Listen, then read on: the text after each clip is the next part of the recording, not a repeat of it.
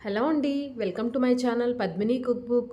మీరు ఎప్పుడైనా క్యాప్సికమ్‌తో ఇలా పచ్చడి ట్రై చేశారా? క్యాప్సికమ్‌తో ఎప్పుడు కూరలు, ఫ్రైలు ఇలాంటివే కాకుండా ఇలా ఒకసారి క్యాప్సికమ్‌తో పచ్చడి కూడా ట్రై చేయండి. వేడి వేడి అన్నంలో తినటానికే కాదండి, దోసల్లోకి, ఇడ్లీలోకి కూడా చాలా టేస్టీగా ఉంటుంది. ఈ క్యాప్సికమ్ పచ్చడి ఎలా తయారు చేసుకోవాలో చూపిస్తాను. దీనికోసం అయితే ముందుగా స్టవ్ వెలిగించి బాండీ పెట్టుకుని అందులోకి 1 టేబుల్ స్పూన్ దాకా ఆయిల్ వేసుకోవాలి. తర్వాత ఇందులోనే 1 టేబుల్ స్పూన్ దాకా పల్లీలు వేసుకోవాలండి.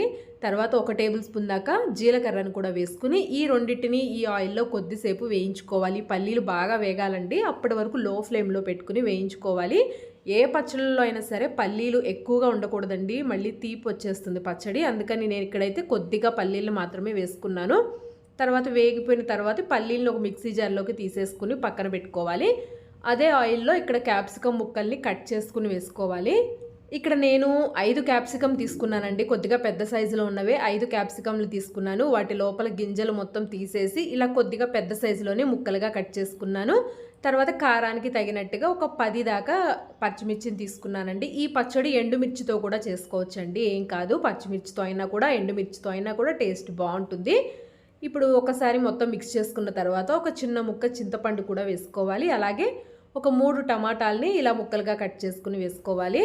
ఈ పచ్చడిలో క్యాప్సికమ్‌లు ఎక్కువగా ఉండాలండి. అంటే క్యాప్సికమ్ ముక్కలు ఎక్కువ ఉండాలి. టమాటాలు తీసుకునేవి తక్కువగా ఉండాలండి.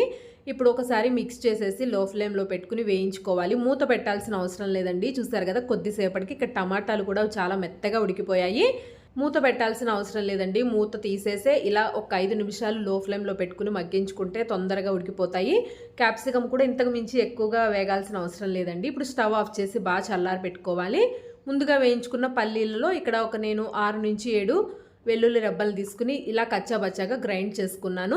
ఇలా కొద్దిగా గ్రైండ్ చేసుకున్న తర్వాత మనం వేయించి పెట్టుకున్న క్యాప్సికమ్, టమాటా ముక్కల్ని కూడా వేసేసుకోవాలి. ముందుగా మనం పచ్చడితో గ్రైండ్ చేస్తే పల్లీలు తొందరగా నలగవండి. అందుకని ముందుగా పల్లీలని గ్రైండ్ చేసుకున్న తర్వాత మిగిలినవి వేసుకోవాలి.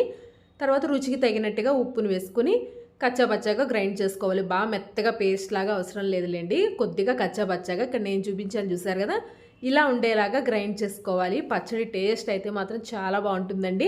ఇలా గ్రైండ్ చేసుకున్న తర్వాత చివర్లో మీ ఇష్టాన్ని బట్టి ఉల్లిపాయను కూడా ఇలా కట్ చేసుకుని వేసుకోవచ్చండి. ఒక చిన్న ఉల్లిపాయల్ని వేసేసి ఒక్కసారి అలా పల్స్ ఇచ్చి వదిలేస్తే మనకి ఉల్లిపాయలు కూడా బాగా నలకకుండా మనకి మధ్య మధ్యలో తినడానికి బాగుంటాయి. తర్వాత పోపు కోసం కొద్దిగా ఆయిల్ వేసుకుని పోపు గింజలు మొత్తం వేసుకోవాలి. పచ్చిశనగపప్పు, మినప్పప్పు, ఆవాలు, జీలకర్ర వేసుకోవాలండి. పోపు ఇలా కొద్దిగా వేగిన తర్వాత ఇంగువ వేసుకోవాలి. 1 టీ స్పూన్ దాకా, ఒక చిన్న స్పూన్ దాకా ఇంగువ వేసుకోవాలి. అలాగే కొద్దిగా ఎండుమిర్చిని కూడా వేసుకోవాలి. ఇక్కడ మీరు కరివేపాకును కూడా వేసుకోండి. నేను వేయటం మర్చిపోయాను. కొద్దిగా కరివేపాకు కూడా వేసుకుని మీరు పోపు మొత్తాన్ని బాగా వేయించుకోవాలి. పోపు మనకి వేగిపోయిన తర్వాత స్టవ్ ఆఫ్ చేసేసి మనం గ్రైండ్ చేసుకున్న పచ్చడిని కలుపుకోవాలండి. స్టవ్ ఆఫ్ చేసిన తర్వాత కలుపుకోండి. చూసారు కదా, ఉల్లిపాయ ముక్కలు మరీ మెత్తగా నలగక్కర్లేదండి. అక్కడక్కడ మనకి ఉల్లిపాయ ముక్కలు తగులుతూ బాగుంటాయి తినడానికి కూడా. పచ్చడి మొత్తం వేసేసి ఒక్కసారి పోపు మొత్తాన్ని పచ్చడికి పట్టించేసేయాలి.